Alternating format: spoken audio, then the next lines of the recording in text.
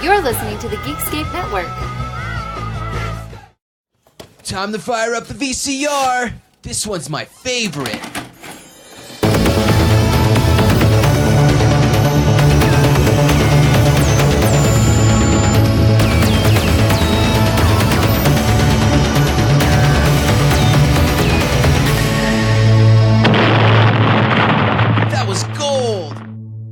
Welcome to Analog Jones in the Temple of Film. I'm Steve. And I'm Matt. And we're a VHS podcast that looks at the box art, trailers, and behind the scenes. And this week is week 2 of A Very Busey Christmas. Hooray! Matt, what's our second tape on this? Second tape is one that I gifted upon you, and it is Predator 2. Los Angeles, 1997. It's the hottest summer on record. Pollution is choking the city. The gangs control the streets. It has not been a nice day! As bad as things are, they're about to get worse. Much worse.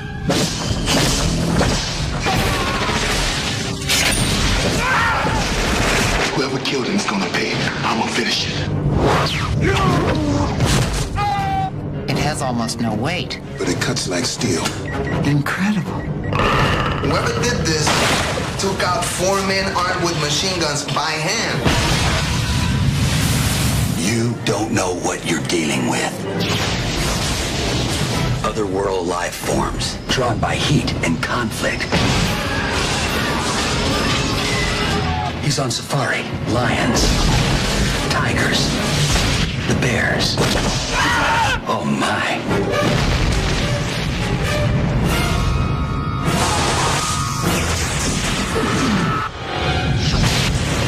Danny Glover, Gary Busey, Reuben Blades, Maria Conchita Alonso, Bill Paxton. Predator 2. He's in town with a few days to kill this Thanksgiving.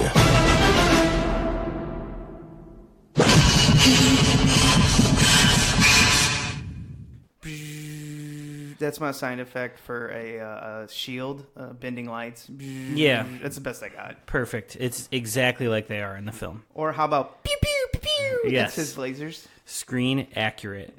Yes, Predator 2, the often talked about, rarely understood sequel to the classic original. Oh, man. I remember way back in the day when I found out this came out. So we were huge Predator fans, my brothers and I. Watched it all the time. And, of course, we would have been interested in the sequel. The problem was we didn't even know it existed. So one day we were just cruising the action aisle, and I found this. And I was like, Predator 2? Wait, Arnold's Predator? So we grabbed the tape. We ran it up to the guy, and he's like, yeah, this is the sequel, and it sucks.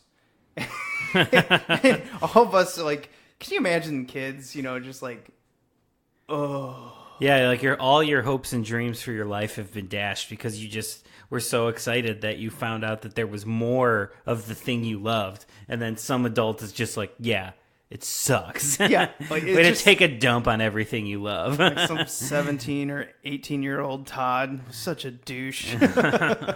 But when you look at this tape, it does not scream Predator. The back of it does. Yeah. But not the front. And I mean, obviously, you're going to break it down in a bit. But I'm just telling you, I'm going to want on it. Yeah.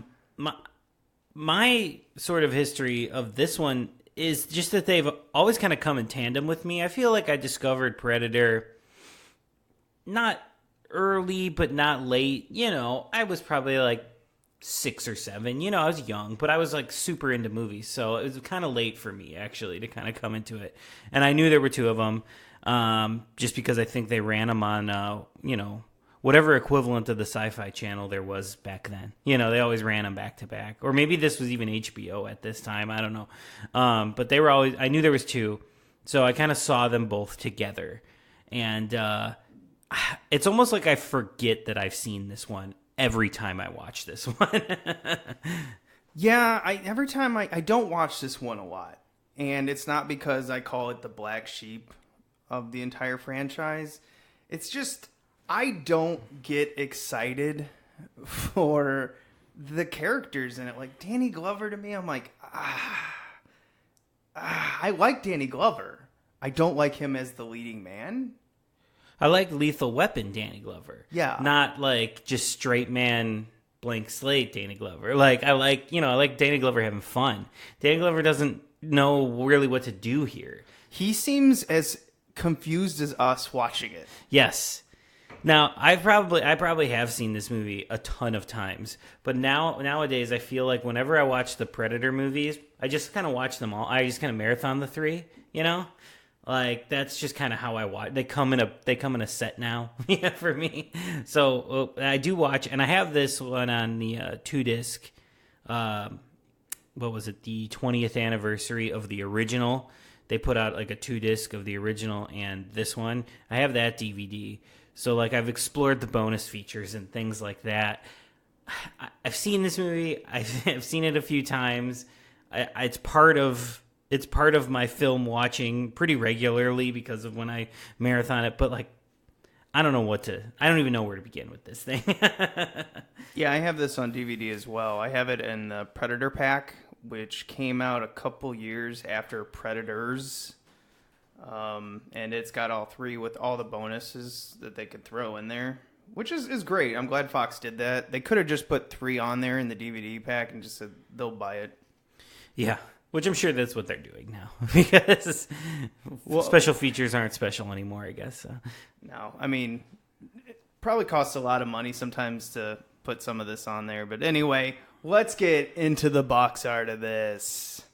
Yeah, so the front of your cover... It's cool, but I'm not really sure what the choice was here. It's basically a giant purple sky that is 3/4 of the image. And it's just an ominous purple sky with like a haze over a city that is just kind of in the right, not corner, but like if you were to go from the corner to the 1/3 mark of the tape, it's like down there. And that's it. And it just says Predator 2. Silent, invisible, invincible. He's coming to town with a few days to kill. Yeah, I'll put the actual box art on our Geekscape page that we'll show on this. It looks like, the environment's attacking us. This looks like... Oh, the climate change. Yeah, like a climate change documentary. If you just put your thumb over Predator 2 title and showed this to someone, they'd be like, oh, it's climate change. Yeah, it almost looks like smog over the city and a haze. I don't know. I like it knowing it's Predator 2. Like, I agree with you. If it's covered up, yeah, you have no idea what this is for. I like it for Predator 2 if it's a teaser poster. If this came out like 2 years before the actual movie dropped, and you saw this in a theater and it was just this, I'd be like so hyped. I'd be like, fuck yeah, we're getting a new Predator movie. We don't know too much about it. He's coming to the city. Cool. But by the time you get to the VHS... you need to just show me the Predator or like the beefy like dudes in the movie with guns, something that is very Predator. There's nothing here. This is a great teaser poster, but it doesn't work for a VHS in my opinion. This one I never noticed as a kid, and we were constantly in the video store. That's how little this like actually attracted us because, as a kid, if you maybe saw this, you'd be like, Predator, what is that? Because, I don't remember as a kid, it wasn't Predator to me. It was Arnold Schwarzenegger Predator. You know what I mean? I don't know how to explain this. Yeah. No, I get it. It didn't become Predator until Predator 2. Yeah. And, this is a really odd way, but we never referred to it as just the Predator. Yeah, I mean, jumping kind of on that, I feel like with... when I just think of Predator in general, and not thinking of the movies, but just thinking of the brand, I guess, in general, where I think of the lunchboxes and the toys and everything like that has come since. This look, though, is what I think of. I think of purples. I think of this green, logo that they have. This is very much like the Kenner toys that came out in the 90s. Mm-hmm. That's what this is. Well, that's a good point. That's what I think. The branding is what I think of. But yeah, this doesn't convey anything that's happening in the movie, but I guess I get the brand of it from this movie. So I guess a smarter way to say it was, the first one was branded as Alpha Men versus a Predator. It was Arnold Schwarzenegger as the branding. Yeah. And then the second one came out and you're like, oh, this is actually more about the Predator alien and his culture. Yes, this was its own branding. Yes. Like, this was the Predator taking its own franchise then. Yeah, and, it didn't do well in theaters. It probably did decent on tape, but I don't know if it did because it took, a new Predator movie didn't come out till what, AVP? Yeah, that was the next time. That took 14 years for us to see Predators on the big screen again. So it was another massive fucking disappointment. I'm pretty sure Fox after this one's just like, okay, this is dead. Okay, I think the dog's done barking. Nope. Parfait oh God, do you think a Predator's coming in right now? He's going to kill us for shitting on the movie. No, maybe. Well, either way, I'd like to die like that. Die by Predator. Yeah. So let's talk, I guess, about the back of this movie, because this is the only thing that is very Predator. Yes. You have to turn the tape over to kind of see what you're in for here. And I do wonder if this was the back we saw as kids, because this would be kind of obvious that it is the Predator. Yeah. But I don't know. We were like 10 and 9. Dumb.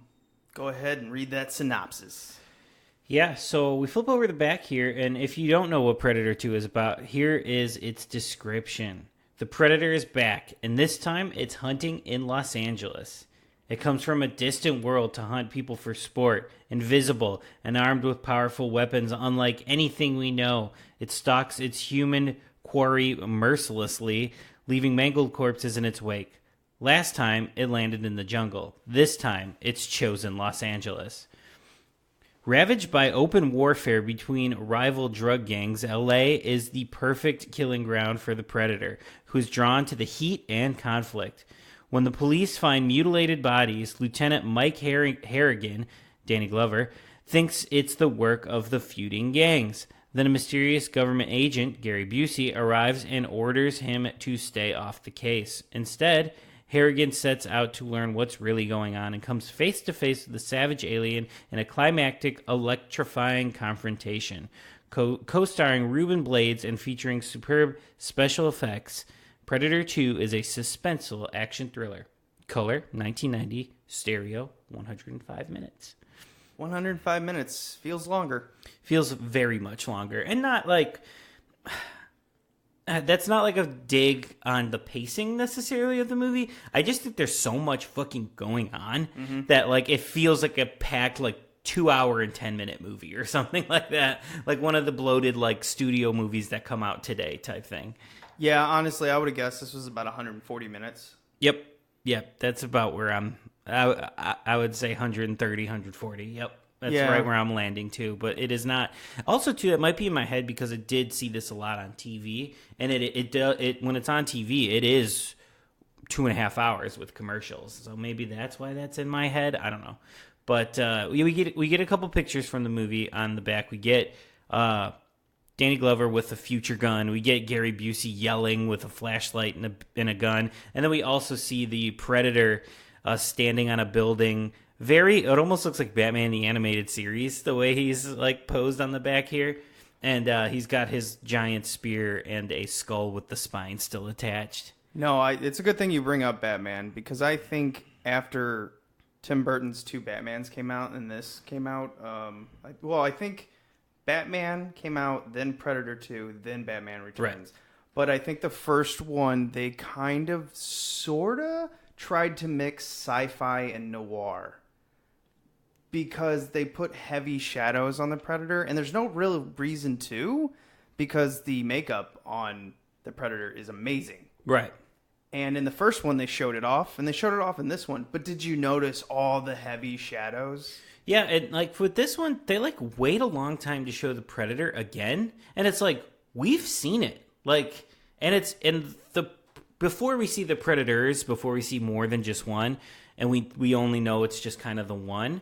It's the one we've seen already. So I don't know why they're withholding it so much. Like, we know what it looks like. Like, why does it still have the mask on for so long? Why is it still hidden in shadows? Like, We know, like, show us the Predator. We know what it looks like. And we haven't, at this point, we hadn't waited that long to see it only had been 3 years since the first one. I don't know why this movie chooses to, like, hide the Predator for so long. I don't know. I mean, when you do finally see it, it doesn't look as good as it does in the first one. So maybe that's why. No, they slightly changed it.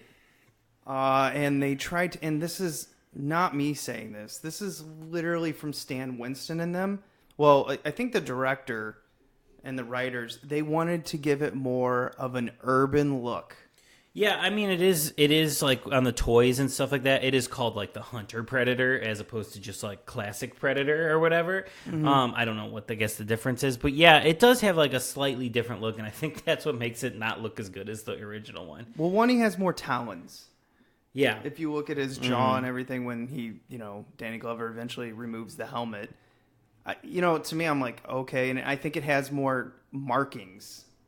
Like, it wanted to be tattoos, urban people have tattoos. I mean, that's what they're getting at here. They didn't say that, but come on. Yeah. So, well, anyway, there's no trailers on this, so when we pop the tape in, we get right into the feature presentation. And now, our feature presentation. Yes. I was very disappointed by that. I expected Fox or CBS, Fox, whatever this was. It's Fox Video, but... I think this was after the CBS Fox thing. This was when it was Fox they split Video. up. Yeah. So I expected trailers on this, but I'm assuming because this didn't do well in the theater, that they're just like, man, just put it out. Yeah, it was very strange. And that was another thing that led me to think that this was a super long movie again before watching it. Because it was like, oh, it's like a 2-hour movie. Like, they don't want to spend the extra money on tape. But it's like, no, you probably had to pay for 2 hours of tape. And then you still only have a 105-minute movie. You could have filled that out with some trailers. Yeah. But I think it's the case of what you're saying. I think it's just like it wasn't a hit. They were like, fuck it, we'll sell them these. We'll put these on shelves. People will rent it. We'll kind of make some of our money back on the tapes. Whatever. Yeah, I also noticed it came out November 21st, 1990. Doesn't feel like an action movie time period. Yeah, mistake. These are summer movies. Yeah, you got to put these out in summer. I think. Well, not to mention, it's supposed to be during a heat wave in this movie. Yeah, like coming out in November, even if you're seeing it in Los Angeles, it's not particularly warm. So why? Yeah, I don't understand this choice here. I would even, if I were marketing this, I would push it further than if you're going to do, I would do like a Christmas release then. Well, if you're going to do it the exact opposite. Right. Don't, it's either summer or Christmas. That's what this movie is. You don't put it out at Thanksgiving. This isn't a Thanksgiving movie. No. Families aren't going to go see this. No. At least when you do it on Christmas, you're doing the counter programming, and people like that. That's what made Scream a success. But like doing it on Thanksgiving, that was just a mistake. I think that's one of their first mistakes right there. Or maybe they saw the product and were like, this ain't a summer movie. I don't know what they're thinking. I honestly think they saw this movie and said, you know what, just put it out. We don't care. This is not what we thought we were buying. Yeah, it's like they probably just thought this isn't working immediately, honestly. Yeah, I don't blame them. So it made $57 million worldwide, but I think it made closer to like 39 in the U.S. So, I mean, it was a big release. So you had Stephen Hopkins coming to do this, and he had already had success with The Nightmare on Elm Street 5, the fifth one, The Dream Child. Mm-hmm. So, and he's a visual guy. He makes movies based on visuals and then fills in the story. Yeah, we talked about him a lot when we watched Lost in Space. Also, one of his movies that I love. I like Stephen Hopkins as a director. I like his visual palette. I like sort of his crazy visuals that he tries to do. Like, I think of like Nightmare on Elm Street 5. I think of like the come to life Escher painting where they're going up and down the stairs that are, somebody's upside down and somebody's right side up. I love that stuff. So, I mean, I like Hopkins as a director, and I think he was a fun choice for this movie. I just don't think he really gets to flex his muscles that much on this one. Well, I think this movie has a lot of good visuals that clearly I can see that he made up. He's just like the Subway one is great visuals. Yeah. Yeah, I like the scene makes no sense in my mind, but it's great visuals. And I just think I think the script was weak. and he's a visual director, and sometimes you smash those together and it doesn't work. You know, again, I don't know too much about behind the scenes. I looked up a little bit of stuff, but I don't know too much about behind the scenes. But even though this is 3 years apart from the original, it still feels very rushed. It's like the first script they got, they were like, good, no rewrites, no need. Let's just do this. So what happened was Jim and John Thompson, which basically have done all of the Predators, you know, like got writing credits for, I don't know how much they've done it. I think, didn't they write a script for Mario Brothers? Thomas Brothers? They might have been one of the people that were there were there. so many. Yeah, they might have been one. I would believe that. All right, but the whole point of this is they pitched Fox 6, 7, 8 ideas. I don't remember what it was. And then finally they're like, how about we have the Predator go to the city, like L.A.? And they're like, done. Sold. And then they're like, write this script. So they wrote a treatment in 3 weeks. And then they got Stephen Hopkins to come in to help fill the gaps. And then boom, we're on. Yeah, I mean, I think the concept is fun. You know, we've seen Predator in the jungle. Now let's see him in the urban jungle. It was sort of that thing that got us excited about like Alien 3 when they said like it was going to come to Earth. You know, like it's a cool concept, but I don't think they fully deliver on it. No, I think you need to throw out the whole Colombian Jamaican fighting, you know, bullshit turf war, because I think what this originally was probably, you know, like, hey, you know, the cops make good teams. He would probably hunt them down because they're excellent at their job. They're organized like the soldiers. Right.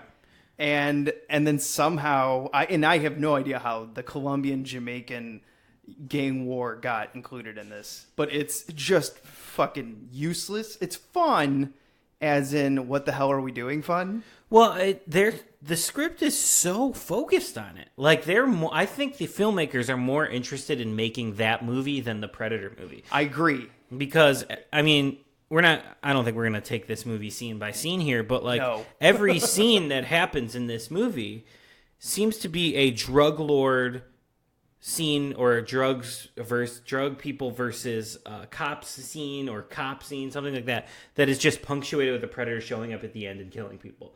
This movie is just more interested in telling the story of the rival drug gangs and the cops trying to get them. And then they're like, well, just throw a Predator in every now and again to kill some of them. Yeah, it's what it was. It's just like, first it was the cops versus the Colombians, and then the Predator takes out the Colombians. Then it was the Jamaicans coming to kill the Colombians in that apartment, and then the Predator takes out the Jamaicans with the Voodoo Daddy. I don't remember what his name was. And then it's the Predator going to eat, and then the fake CIA team, led by Keyes, Mr. Busey, then he takes them out. And he had already taken the cops out during all 3 of these. And then you're like, he's just like going team to team to team. And then it almost feels like it becomes a different movie when it's just Danny Glover going after him then and going on the ship and everything like that. Like, it almost becomes an entirely different movie. It does become a different, like, it's just like, wait, what? What are we doing? And like, at this point in the movie, Danny Glover has nothing left to do. He is just there to be like the audience, to be like, what's going on? But then the movie just ends, and you're like, well, what was the point of that then? You know, there's like the stakes are all over the place. We don't know necessarily who we're following. It doesn't, and yeah, like I said, every scene is just punctuated with a Predator showing up. Yeah, it's almost like, okay, we need a Predator every 12 minutes because kids need to pay attention. Yeah, basically. And I mean... Or drunk adults. I mean, either way. Whatever floats your boat. But yeah, I'm just very confused by this choice. And when I say that, like, I'm very confused by this movie in general, this is what I'm talking about. I understand the plot of the movie. I'm not stupid. But, like, I don't understand why there's so much focus, or why the filmmakers have more interest in the drug story and the cop story than the Predator in a Predator movie. Well, did they want to make a RoboCop movie? That's more what this feels like. Honestly, this feels more like a RoboCop sequel where at the end of every scene, Predator just shows up. Yeah, let's make a movie that kind of looks like Blade Runner, sort of, but feels like the culture of RoboCop, but we've, got to have a Predator in it. Yeah. And I think one of the other things, and I mentioned to you this before we started recording, but I think one of the other things that throws this whole movie off is the fact that it's set in the future, but not very far in the future. 10 fucking years. Are you kidding me? Actually, only 7 years from 7 when the years movie from when this came movie's out. being made. Right. But 10 years from the event of the first movie. Right. 10 years from the event of the first movie, fine. I understand it. But what this movie is confused as to what it wants to do is it's 7 years in the future. So it doesn't know if it wants to be futuristic or just be timely of today, because obviously it's coming out in 1990. It's around the LA riots and things like that. You could just set this movie in 90 and have it be the urban jungle, and you get your point across very quickly. But the fact that they have some futuristic guns and some futuristic technology, but it still looks very 1990, it's so like half-assed that I don't know how I feel about it. I don't know if it's half-assed. I think it's on purpose. And let me explain. There's two ways you usually do a future movie. You either go full out, where you have something like Star Wars. I know Star Wars is in a galaxy far, far away, a long time ago. A long time ago in a galaxy far, far away. But let's be honest, it's future. Right, it's futuristic when we see it in 1977. Yes. It's very future. Yes. They're in spaceships, they're living in space, a fucking Death Star, yeah. A moon base. Or you do the Blade Runner future, where you're like, it's futuristic, but it's like grounded. Right. There's some reality to it. It's things that are familiar to us. Well, and I think they did it in Mario Brothers that we reviewed. I don't think it's half-assed. I think it's on purpose. I think people really do gravitate towards the let's make it futuristic, but let's still make it feel, like it feels like it could actually happen in a way. Let's make it comfortable, but different. And I mean, I like that. I like it in Super Mario Brothers. I like it in Blade Runner. What this one does, it just doesn't do enough of the future stuff. It's just like, oh, here's some futuristic technology. Here's one futuristic gun, but everything else is the same. Okay, so your half-ass is like, you didn't go quite far enough. You needed just a little bit more. It's like, give me one or the other at that point, because you're not doing enough to make me think it's the future. It's like I'm watching this movie, and I mean, the way the movie's shot, the way the movie looks, it's extremely 1990. Oh, it's it is like the 90s threw up on, like, this movie kicked in the door to the look of the 90s kind of thing. Like, this is a 90s movie, but then a futuristic gun shows up, or Gary Busey's messing with something in their truck where they're tracking it, and it's like futuristic, and I'm like, oh yeah, this is 1997. Like, I almost forget it's 1997 when I'm watching it, because like there's nothing that signifies it's in the future from when this movie was made. Well, yeah, like they stick computers in when they're like reading off Lieutenant Harrigan's like past. They're like, oh, you've been hit 8 times with penalties and whatever they're saying. I'll play it. Lieutenant Michael R. Harrigan, violent prone, obsessive compulsive personality.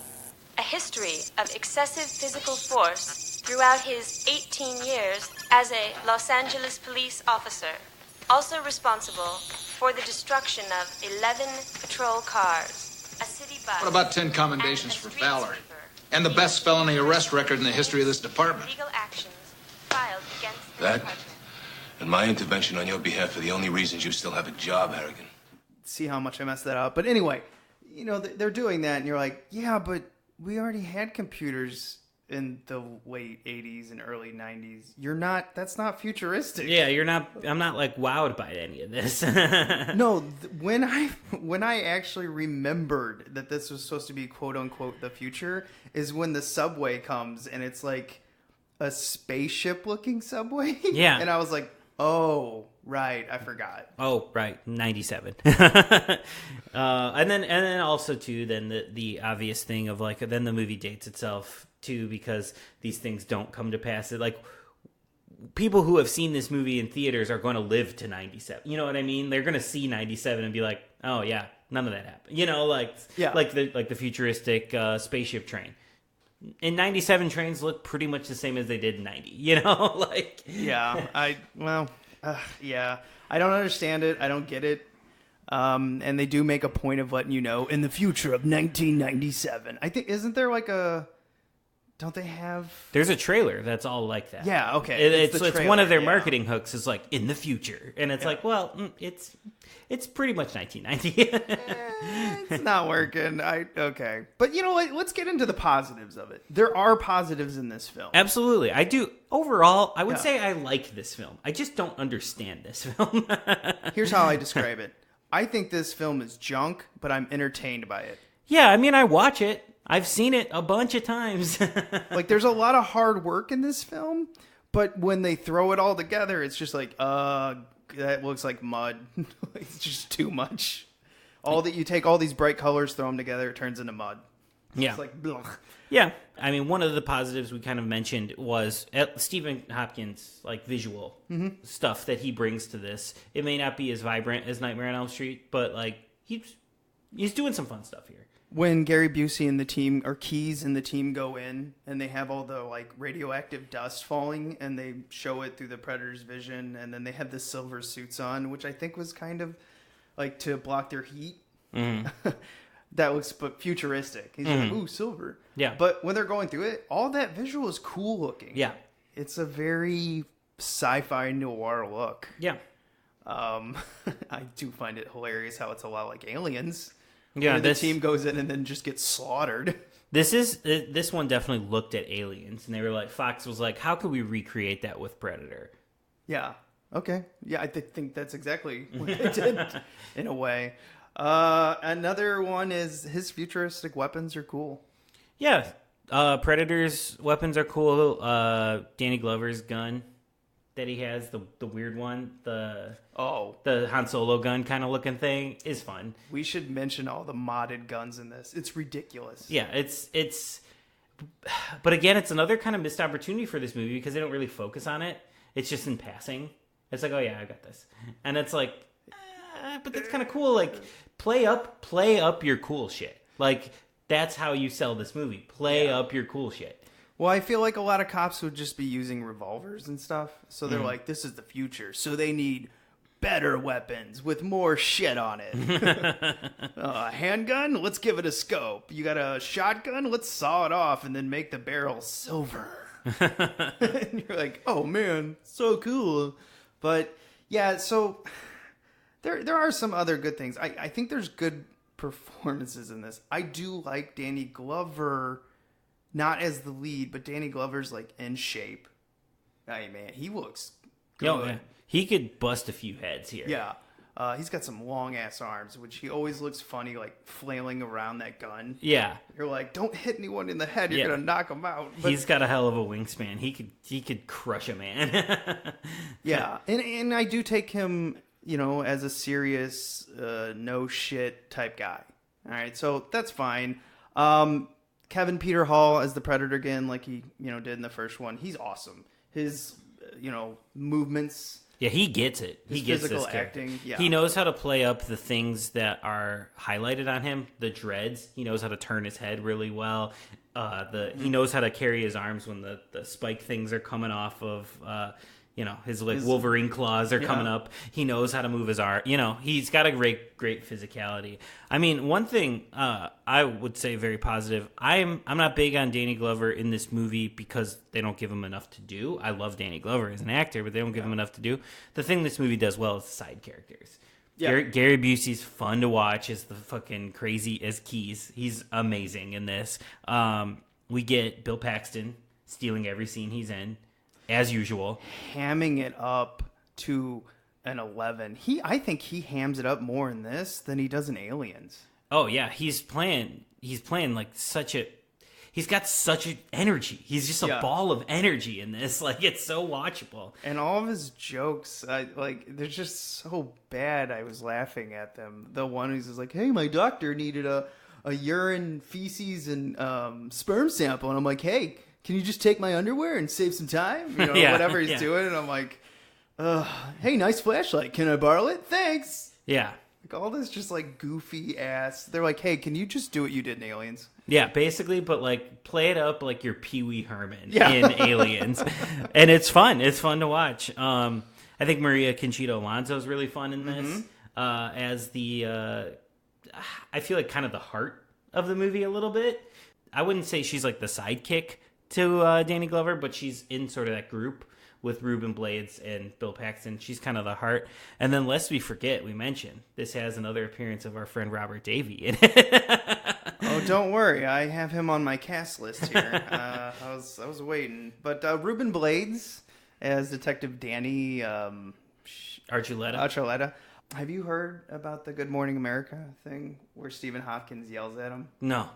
Yeah, they had to do so live he was giving an interview, and Stephen Hopkins has talked about it in the future. He's just like, all these actors were constantly giving interviews. I felt bad. I wasn't mad at Ruben.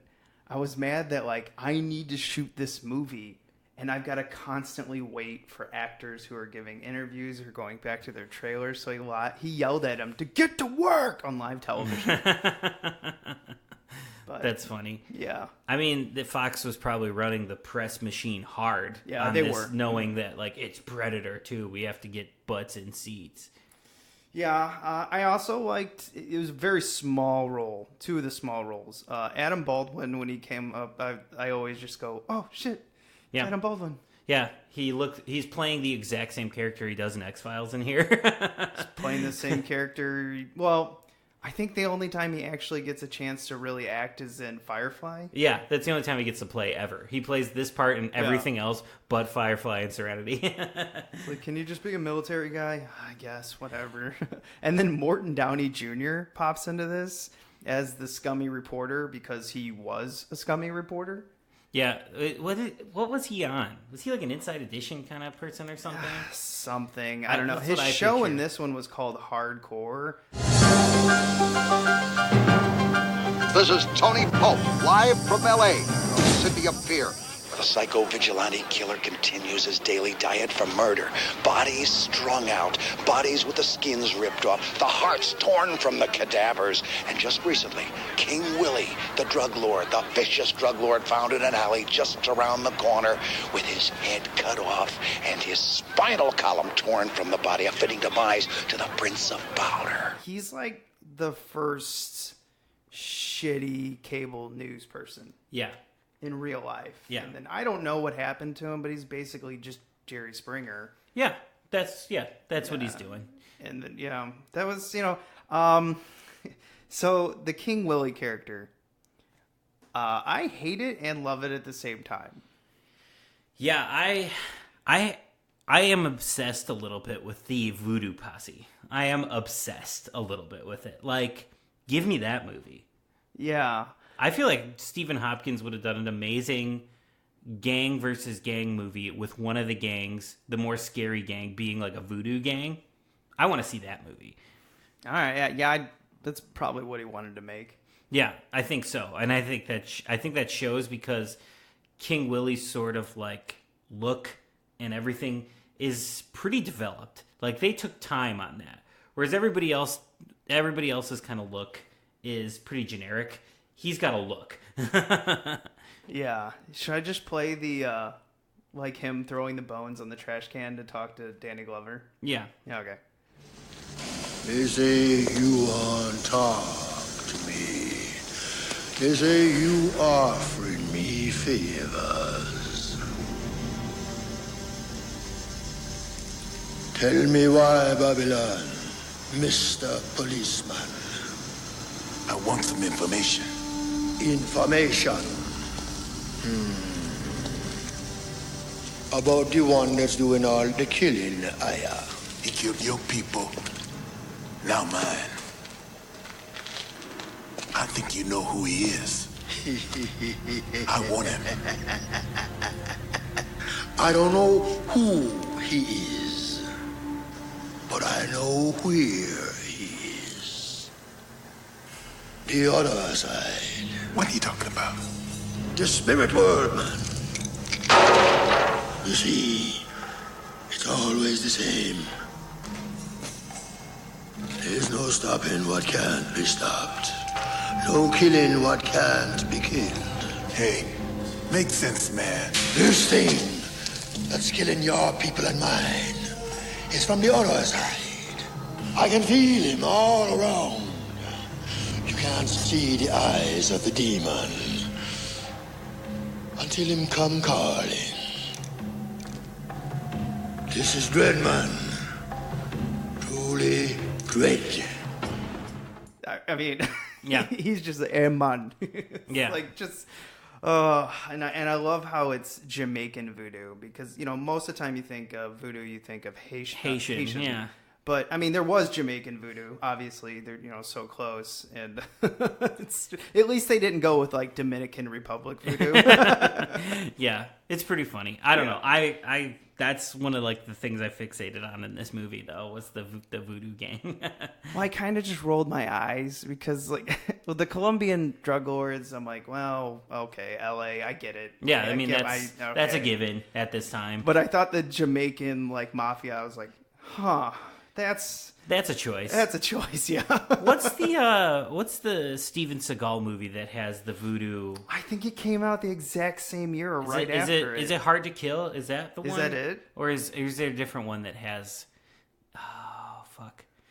I'm not a big Seagal person, but I've seen some of the movies. No, I watch Steven Seagal movies to laugh at them. Yeah, I mean, the early ones are fucking awesome. Yeah. In, like, not like a great movie way, but like in just like a trash junk food. Trash action. Yeah, it's McDonald's. Yeah. It's, you know, it's McNugget movies, and they're wonderful. You're not proud watching them, but you're also satisfied at the same time. Oh, yeah. It like scratches the itch for sure.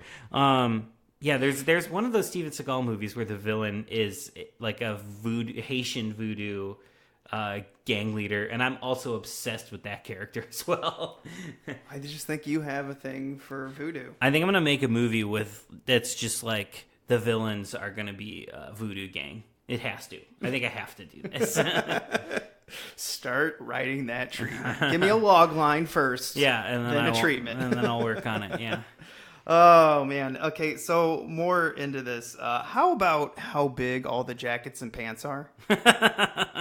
I think it's just the product of 1990. Oh my gosh, they're huge. And the hats. Like when Danny Glover's walking around in that, like, almost like he's in New Orleans with that little fedora on. Yeah, the fashions, but I think that's just how people looked. I mean, I wasn't aware of my surroundings in 1990, but like I feel like that's how I just kind of remember things from my earliest memories. We all kind of looked like that, and we all kind of looked stupid. I was 8, so my mom was still dressing me, and in like suspenders. Yeah. Which I have a picture of that. Maybe I should post that one day. It's amazing. Yeah, do it for sure. So, okay. The Colombians get killed on a cocaine-fueled craziness. And then, like, all these detectives are trying to figure this out. This is a detective movie. Because they're, like, putting together all the... Yeah. Yeah, it's like 4 different movies. Yes. Maybe 5. That's why it's so hard to talk about this. Because when I start thinking, my head just explodes into, like, 8 different directions, and my mouth goes... Blah, blah, blah, blah, blah, blah. You've got the Danny Glover cop story. You've got the Keys government coming in story. You've got the gang war story. You've got each of the gang stories. Like, and then their Predator fucking shows up. And then we're on the Predator spaceship at the end for some reason. And then we've got a police station that's like RoboCop. Right. Exactly, out of RoboCop. They walk in and everything's crazy. It's just like phone calls everywhere. No one's picking it up. There's fucking gangsters coming in, getting arrested. I wish Red would have been like just spit on a piece of paper and been like, yes. Yeah. I mean, I feel like movies have taught me that the era from 1987 through like 1991 all look like this. Like, I just imagine the world looked like RoboCop, Total Recall, Die Hard, this movie. Like, just that era of that smattering of movies. That's what I picture the world looking like. Yeah, and Total Recall was 91? 90. 90? Oh, it's the same. Oh, man. Yeah, Total Recall came out. That's why this didn't do good. They had Total Recall already. We didn't need this. Yeah. Yeah, man. It's tough going up against Paul Verhoeven. Yeah. Especially in that time period where he was just like gold. On top of the world. Yeah, and you wanted to compete with him when he came out with Showgirls. Then you would have won. Showgirls is kind of a trash masterpiece, though. Yeah, there's no competing with Showgirls. Not on a different level, though, for sure. Oh no, I got to get that out of my mind. Let's turn this around to okay. So when this becomes a different movie and Danny Glover's chasing the Predator and he cuts off his arm. Why did this become a semi-comedy? Like with the old woman coming out, she's like, I don't think he gives a shit. You know, it's like, and then at a certain point, like a little bit before that, the subway where all the people pull out guns and it's like trying to say something on gun culture. Mm-hmm. Yeah. I don't know. I feel like it's something of these kind of movies, like these big blockbuster movies. They have to have a certain level of comedy with the action, with the horror, with the sci-fi. They have to have it all. And I feel like they almost like forgot to do the humor part. And then they were like, jam it all in at the end. Jam it all in the last 45 minutes. So I actually heard Stephen Hopkins talk about this when he was older. I think he did an interview, 2002 or whatever. And he's like, okay, my big mistake with this movie is I tried to do too much. Yes. And I was like, no shit. Everybody. The writers did too much. He did too much. It's too bloated of a movie. Yeah, and he says when he goes back and he has a really hard time rewatching this one. Because he's like, I'm trying to say something about the environment with the extreme heat. Mm-hmm. Like, that's on purpose. And the smog, the LA smog, everyone knew about that. Yeah. And then he was trying to do something on gun culture. He was trying to do an Alien Predator movie. And he was trying to do street warfare because gangs were so prominent in LA at this time period. So when was the LA riots? That was... around this time. I don't remember. I think it was after, but police and all the gangs and everything in there. It was a hotbed. Yeah. And people were just, I think there was so many gangs versus police movies at the time period. Yeah, it was ripped from the headlines. Yeah. That's what was happening, yeah. And, it's easy. Mm-hmm. I'm not saying they shouldn't do it. A lot of them are fantastic. I have no problem with art imitating life or life imitating art, whichever way that goes. But he even said it was just really easy to do at the time. Yeah, and I think that's what the movie does get caught up in. It gets caught up in too many ideas and doesn't fully deliver on any one. And I think that's the issue. Well, here's my big thing with it. I know who the enemy is supposed to be. Right. But when I rewatched the movie, I was like, who's our main antagonist here? Is it Keys? Is it the Predator? Is it Big Willie or whatever his name is? King Willie? Is it the Colombian drug? Who are we? What? Yeah, who's the villain here? Yeah, is it environment? Is it just global warming? Is it climate change? I think that's another sort of just the thing that makes us confused when we watch this movie is the fact that there's no stakes because we don't know who the villain is. So it's like, yeah, everything is at stake because there's stuff going on all the time, but we don't know what's really at stake because we don't know who the main threat is. Because they're all threats. Everything's a threat. Yeah, and the reason the first one works so well is two things. One, it knew what kind of movie it was. Two, it was simple. Yep. All right? It came in, it did turn you on your head. You came in, you're like, okay, alpha males coming to take care of the bad guys in the jungle. Uh-oh, turns out the coin's been flipped. They're no longer the alphas. The Predator is. It's goofy. It was fun. It was awesome. It was manly. It was full of testosterone. All of us were like, well, maybe I heard you because you weren't exactly a huge Predator fan growing up. Yeah, it's like, to me, it's like I like Predator. I enjoy that movie. It's just never been one of my favorites. I have nothing bad to say about Predator. I've just never had I feel like 80s kids have that hook obsession. Yeah. Like, I'm a 90s kid. I'm obsessed with shit like The Mask and like Jim Carrey movies in general. Like, that's my hook. But like, I think 80s kids were hooked on like Predator and Die Hard and things like that. I had RoboCop, but that's because RoboCop 3 came out when I was a kid and it was marketed to me. So I still feel a connection to RoboCop. But like, I didn't see Die Hard until I was 18.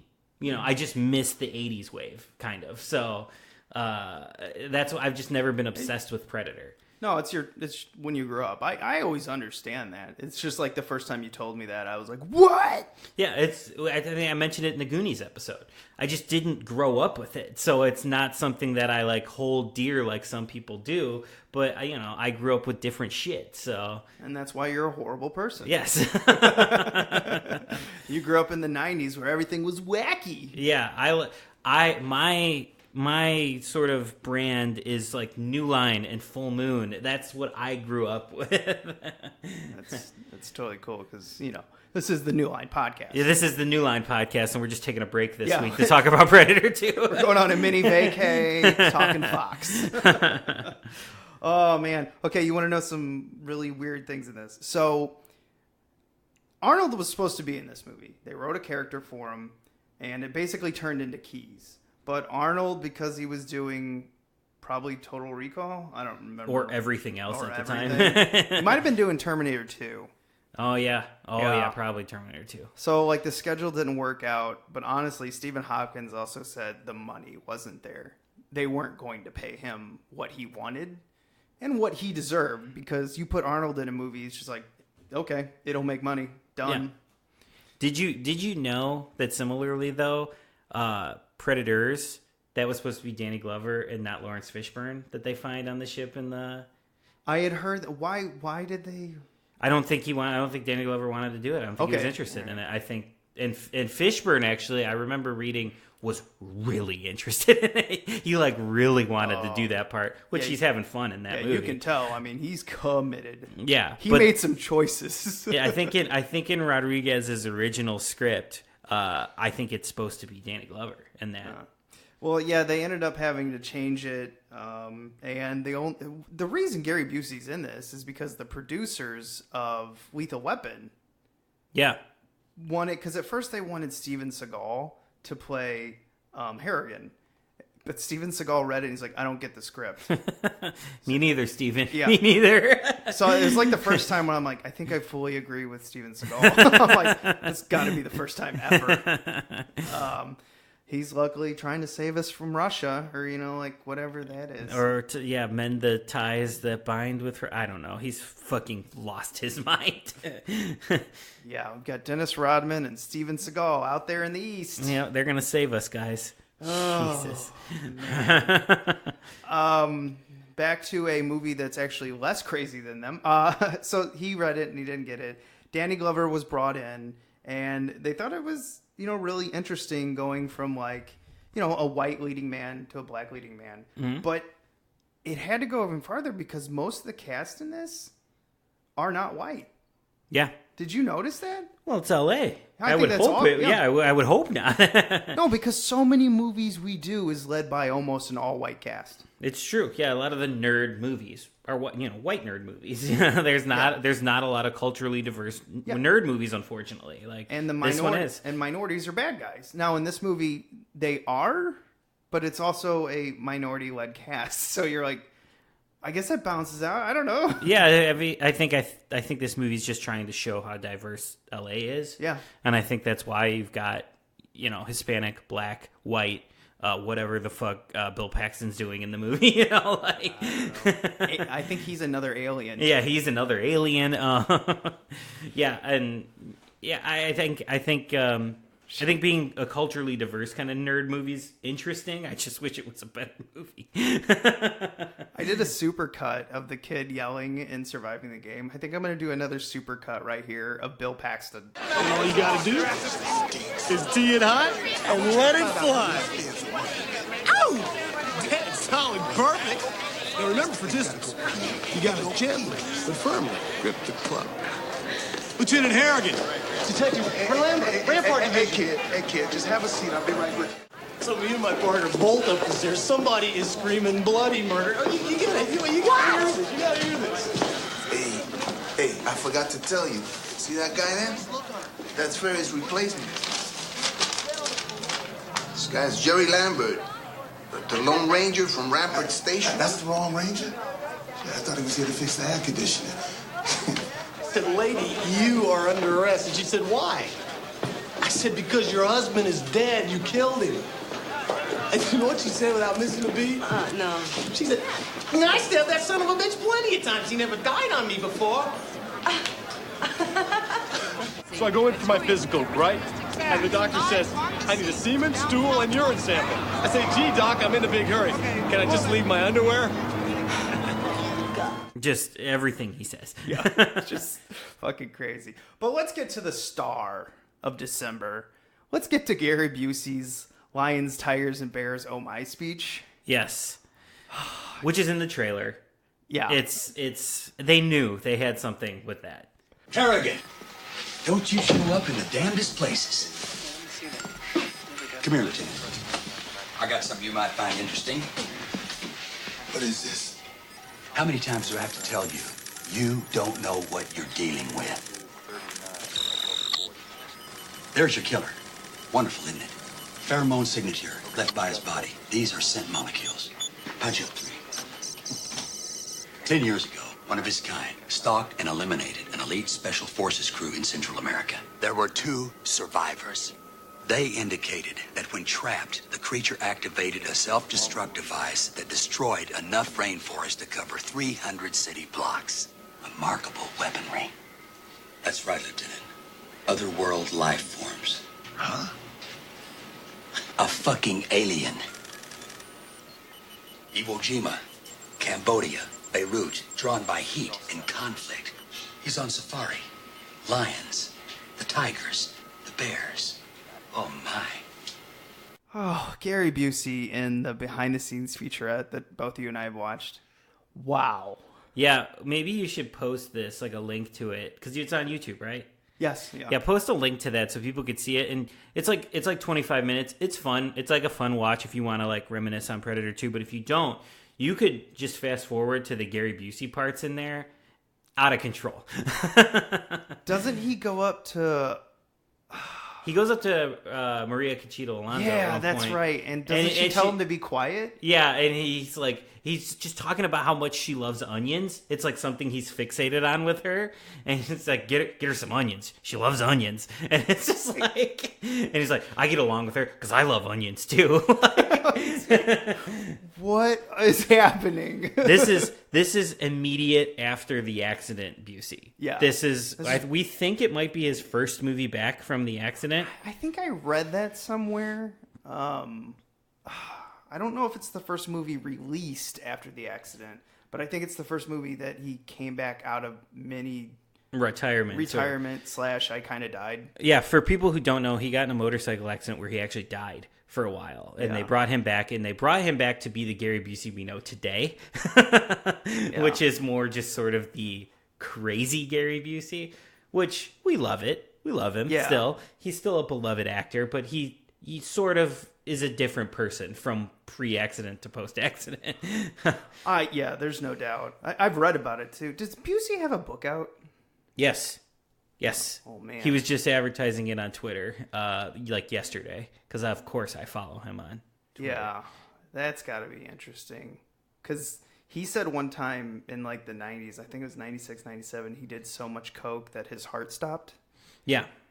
And I'm curious, did he get, I don't know if you know this offhand, and we don't do research here. But we do, but it's half-ass. Yeah, it's like Predator and its future stuff.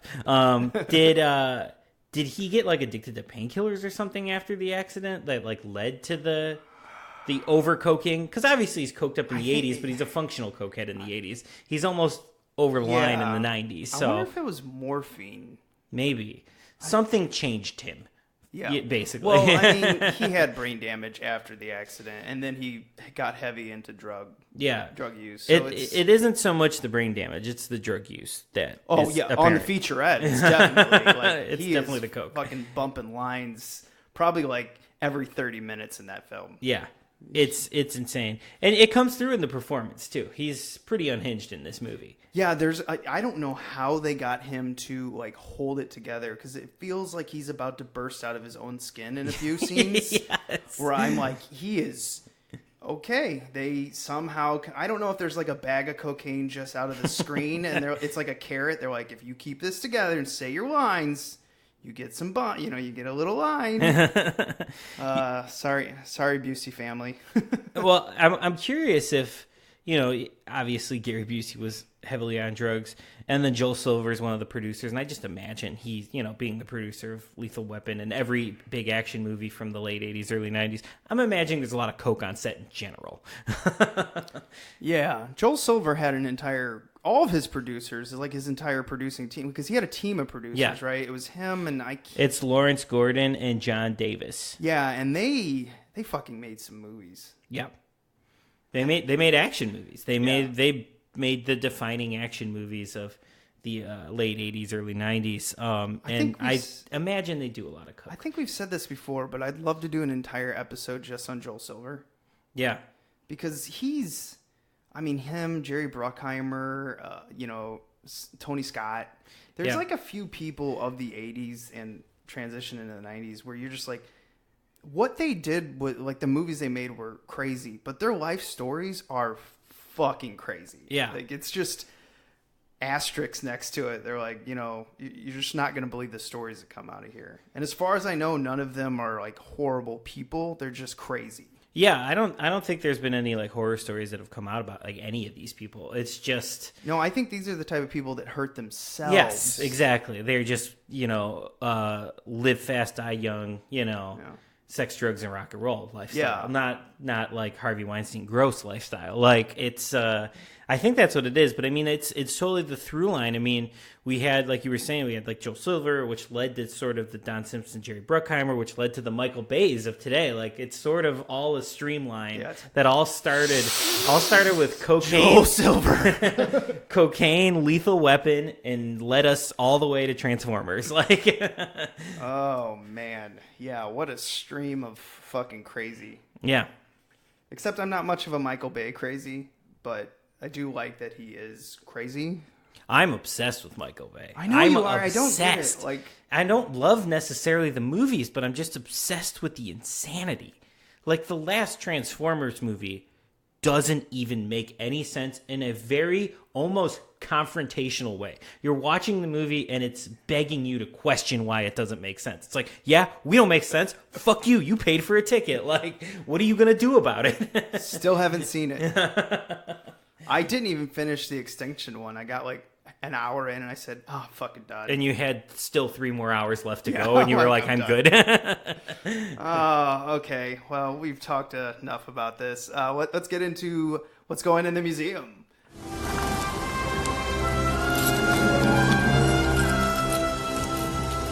This is the second time I've had to reclaim my property from you.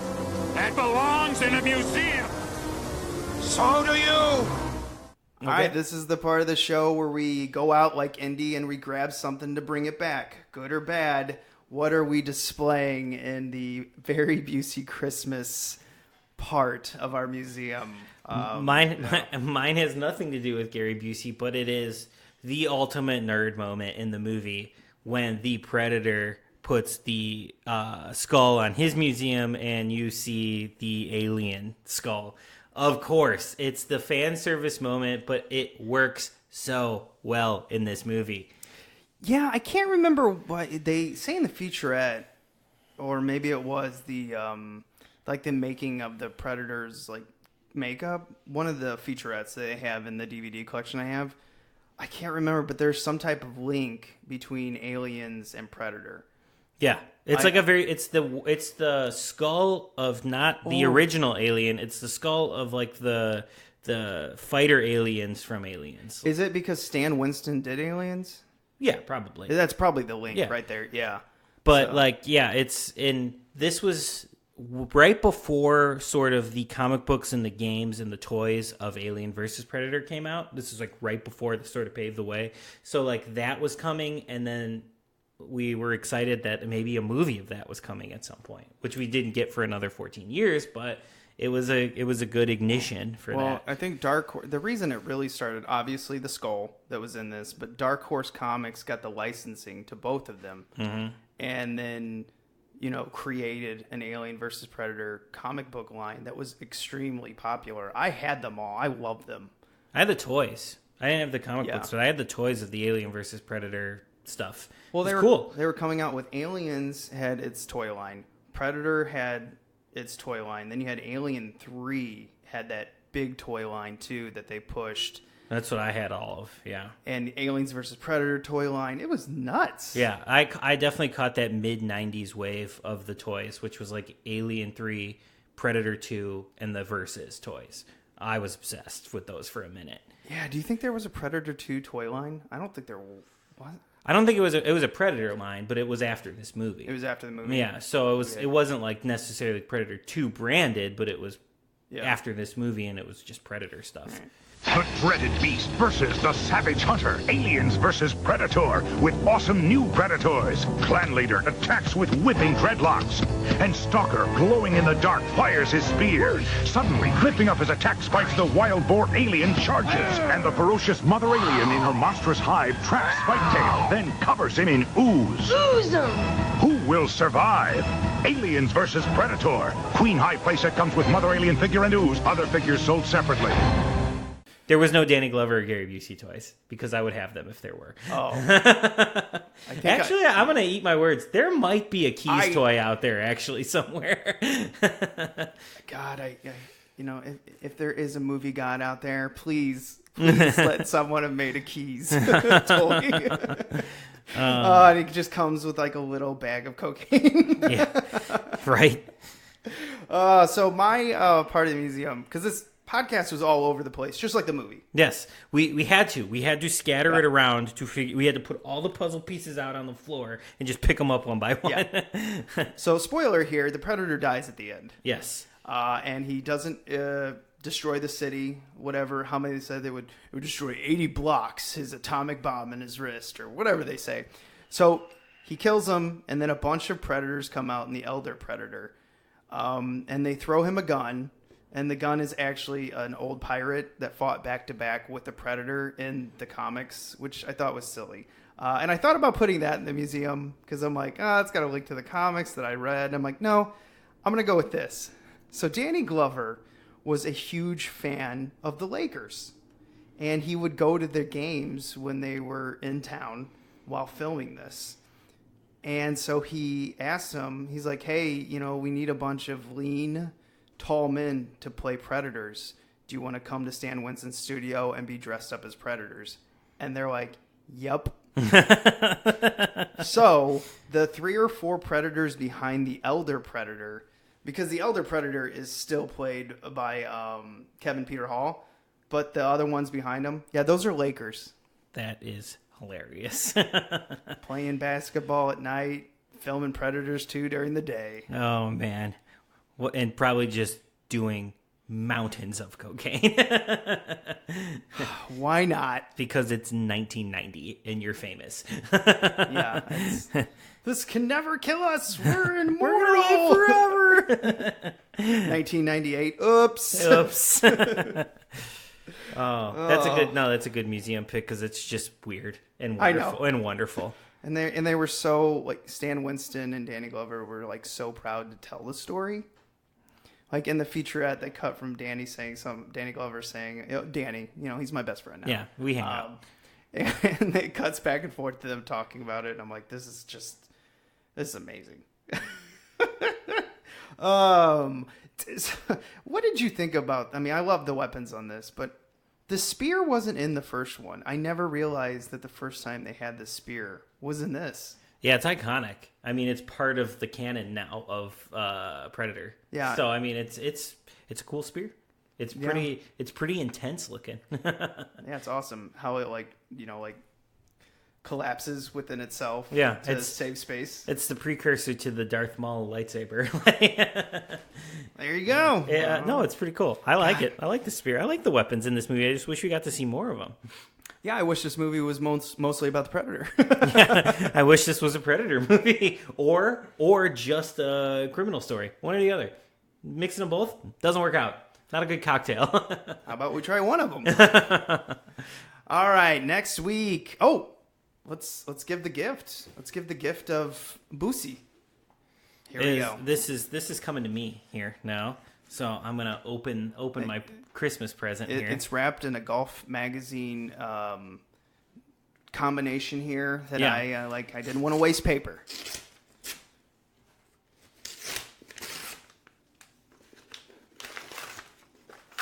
And here we go. The reveal. We are looking at The Eye of the Tiger.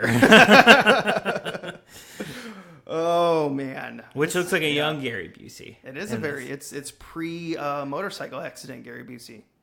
I've never seen this. Neither have I. So this should be interesting, but he's very intense on the front. Yes. It's a very interesting cover, but I'll talk about it when we get to that episode. Yeah, I found this one. This should be fun to talk about. Eye of the Tiger, guys. So if you're listening to this the week it airs, you got some work to do to find this one and watch this. Yeah, Shout Factory put out many years ago a 4 combo for this. Oh, okay. So you can't find it on YouTube for free, which you think this would be one on YouTube for free.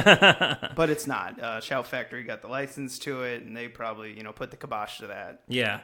So, but those 4 sets are usually like $6 a piece, so you've got a week to order it, and Prime will get it to you in a day. So Amazon's literally outside of your house. They're waiting for you to click that buy button, and then you just hear the doorbell.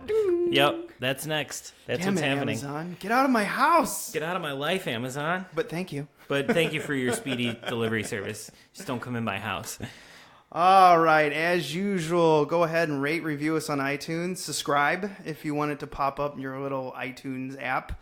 You can also do that with Google Play, our YouTube page, which you'll see a few of the cuts that will get copyrighted immediately from Predator 2. I don't care. Yeah, we'll put them up until they take them down. Well, I'm not monetizing them, so they won't. Oh, okay. It's not like I'm putting up the entire movie. Yeah. Yeah, so... and then, just whatever you get your podcast on, just go ahead. Listen to us. We love it. Yeah, thank you for subscribing and listening and sharing this, but keep it up. We want to keep getting the word out about VHS. That's what this is all about. It's about nostalgia and VHS, and we love the sort of VHS culture, so if you're interested in the old things and nostalgia, share it with your nostalgia-loving friends. That's right. And thank you for all the emails for the listeners submitted month of January. We have a shit ton of movies. Yes. You can still send us emails. We're going to read them all off because we got a decent amount. Yeah. Or at least we're going to read the best ones off. Yeah, I know one that I want to talk about when we get to it. Thank you for the emails. I have responded to all of them. If you responded to my response, though, I haven't gotten to those yet. But I did respond to them, and I appreciate the lists. We sifted through, and I think we found some good stuff to talk to you next month about. All right, and remember to be kind. And rewind.